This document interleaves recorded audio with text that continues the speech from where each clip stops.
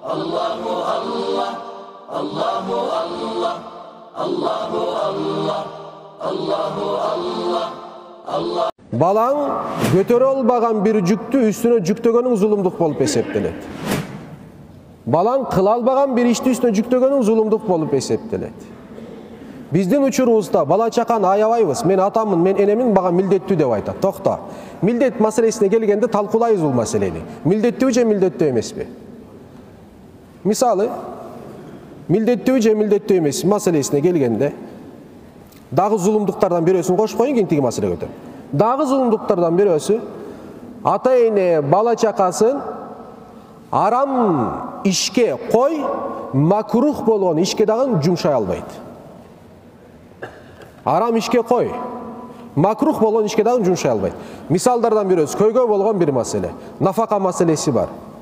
Багуу маселеси. Ата энеси, мисалы мага бир суроолор келди. Бул суроолордун баарын окуй албайм, бирок чындыгында бул маселени көтөргөнүмө дагы сүйүнүп атам. Себеп дегенде Instagram жарылып атат бул суроолор менен, туугандар. Акыбал өтө начар. Акыбал өтө начар. Чегинен ашып кеткен ата эне аз эмес экен. Бала чакасына зулумдукту токтотпогон кичинекейинен баштап азыркыга чейин зулумдук ата эне аз эмес экен. Мисалдардан бирөөсү, мисалы, атасы балдарына зулумдук кылган дейт. Караңыздар, зулумдук кылат. Зулумдук менен чоңойткон, зулумдук менен акчасын тартып алып атат. Чоңойсо дагы, үй бүлөлүү болсо дагы балдарын пикирин такыр укпайт, эсептешпейт. Аларга кыпындай сөз бербейт бир маселелерде. Озуңду бас. Коронный сөзүбүз бар. Озуңду бас, жап, жагын жап. Барыбыз ошону колдонобуз. Чоңойтсо да чоң болду сезимин бербеген ата. Чоң болду, өзүнүн бала чакасы бар. Баягы эле келиндин алдында баласын чумо кылат. Бир нерсе айтайынбы?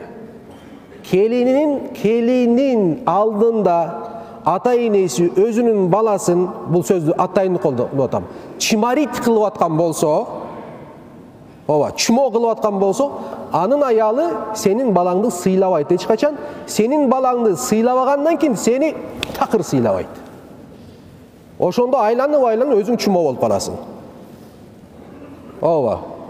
Чумо анан эмне кылат? Эсин табат. Бирок кор болгон сенин балаң болот. Байкуш эки тоонун ортосунда. Эмне кылаарын билбей. Же бияка тарта албайт, же бияка тарта албайт. Акылдуу бол ата. Акылдуу бол эне. Өтө маанилүү. Балаңдын чоңойгондон кийин эң чоң укугу сен тараптан толук кандуу сыйланулуусу зарыл.